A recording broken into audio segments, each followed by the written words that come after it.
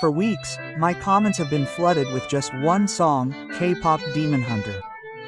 And after reading your comments, I'll be honest with you, I got fed up and went to watch this famous movie. And honestly, I understand the hype. I understand why so many people are completely fans. Sony is really becoming the bosses in the animation field. Unlike Pixar, who are struggling to reinvent themselves, Sony are banging on banger with Spider-Man Into the Spider-Verse and now K-pop Demon Hunter. They've figured out the recipe for a successful movie. There's romance, fights, incredible animation, and of course music that's a bit different from the music we're used to hearing from Disney. This is music that can be listened to in everyday life, but it's really incredible. Anyway, after weeks of searching the internet for the best theories that have gotten millions of views as usual, I made this format that you seem to be loving lately. Here it is, friends, not one, not two, not three, but this theory about K-pop Demon Hunter. Tell me in the comments which of these theories seems the most plausible to you, and I'll tell you right now, there will be a part 2. So, blow up the comments bar, blow up the likes, friends. Welcome to RIKUSAMA Theory, the show that usually ruins your childhood. It took me 55 years and 63 days to notice this crazy detail in K-pop Demon Hunter. Did you notice that Jinu's love for Remy isn't just visible in his words or actions, but it's been visible in his eyes, and it's been that way since the beginning. Every time he looks at Romy, his demonic glow disappears. No more red, no more rage, just his soft brown eyes. A look that literally said, I see you, and not the demon inside you. When he fights, when he's enraged, his eyes burn like all the others. Cursed demon. But as soon as Romy enters the room, he calms down. And that was the clearest visual proof that his heart was still human and beating for her. And here's where it hurts the most. In the final scene, when Romy sings her music, Jinu looks at her with red demon eyes, and the moment he sacrifices himself to save her, his eyes have turned human again. No flame, no power, just love. This isn't a random detail, this is emotional storytelling hidden in plain sight all along and no one noticed.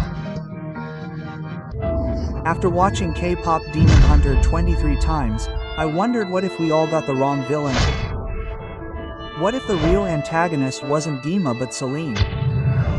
What if Romy's father hadn't just disappeared? What if Celine had killed him? Think about it, Celine has built a world where all demons are evil without exception. But Romy, she is living proof that this is false. And if Celine had seen the love between a human and a demon begin and decided to make this story disappear before it spread, she must have been the one who killed Romy's father. Not to stop a danger, but to stifle this secret relationship. But it was too late, Romy had already been born.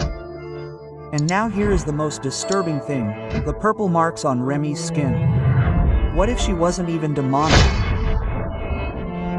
What if she had just been shamed by all those years of being told she had to hide her powers and be less? Celine didn't train her, she locked her away. These cursed marks aren't inherited, they're imprinted by fear. Romy's real fight wasn't against Gima, it was against the one who told her she didn't have the right to be herself. Crazy ingenuity. Did you notice this fleeting moment from a K-pop Demon Hunter that could change everything if analyzed properly? The Admoon jump, this sacred barrier used to seal demons, well, it flashes gold when the jump is complete. That's the rule. That's how we know evil has been sealed, right? But here's the thing. In the final fight, the golden light appears before Gwenma is completely sealed before the last blow, before Romy has even finished the ritual. And that's not a victory. I'd even say it's a bug. What if the barrier never really sealed Gima? What if it sealed something else? Or worse, what if it only worked because Kinu's soul was sacrificed to activate it?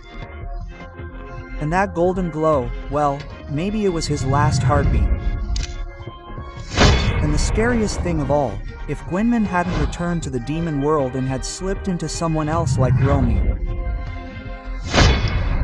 That light wasn't the end of the fight, it was the beginning of a curse. And no one saw it and no one talks about it. It took me 13 years to notice these 3 crazy details in K-pop Demon Hunter. Number 1. After Jinu sacrifices himself, Romy's sword literally changes. The blade starts to glow with ancient Korean symbols, specifically eye markings. They're mischievous mythological spirits that are half demon, half troll. And that could very well confirm that Jinu's soul has merged with the sword. Number 2. Gima's design evolves throughout the film. At first, we just see his teeth. It's creepy, but it's still blurry. But at the end, after devouring soul after soul, he is completely revealed. Face, teeth, eyes, and the more he feeds, the more he looks human, as if he's trying to regain what he's lost. Number 3. The Saja Boys. In an interview with Forbes, the director casually let it slip. All the boys share the exact same CGI body except for a bi. He's 20% more muscular than the others. And no one had noticed that they were all similar copies. It took me 3.5 years to notice that in K-pop Demon Hunter. And you, when did you realize that Gima was Romy's father, and that's what it was from the beginning? Look closely, we're told that Romy is half human and half demon, but we're never told who her father is. That's a clue that's left on purpose. Look again at how Gima looks at her. It's not just anger, it's regret. He's not trying to destroy her, he's trying to recruit her. Why? Well, because it's personal. Romy's powers are far beyond those of the other hunters. And that's the real foreshadowing. Gima wasn't born a demon, he was once human. He fell in love with Remy's mother. But in a moment of despair, well, he made a pact. He gave up his humanity to gain a dark power to protect them. But that power completely warped him and he became Gima. And the moon didn't kill him, he sealed him inside Romy, his daughter. And so the real ending, well, it's not a classic story of defeating a classic villain, it's a story of a daughter who forgives her father. Did you know where the name Saja Boys actually comes from and how much darker it is than it sounds? At first, it just seems like a cool name. Saja means lion in Korean, and their logo has this powerful, wild look to it. Okay, that makes sense, right? But if you dig a little deeper, it gets a lot darker. In Korean folklore, the Yosung Yaj are a kind of soul reaper. Psychopomp spirits who guide the dead to the afterlife. Now look at this. In demonic form, the Saja Boys wear the exact same traditional black hat and traditional outfit as the Yosung Saja. They're not just pop idols, they're soul smugglers in disguise. And it doesn't end there. Director Maggie Kong told Forbes that Gina's look was inspired by K-drama stars like Chanuo and Nam Joyeon. The goal behind it is to make him the perfect evil. Black hair sees everyone's perfect face. But underneath all that beauty, there's tragedy. Those lions weren't made to sing, they were created to collect souls. And that makes them look much more glamorous. But despite that, everyone still loves them. I can't believe I just noticed something crazy in K-pop Demon Hunter. Okay, we all know Jinu's story.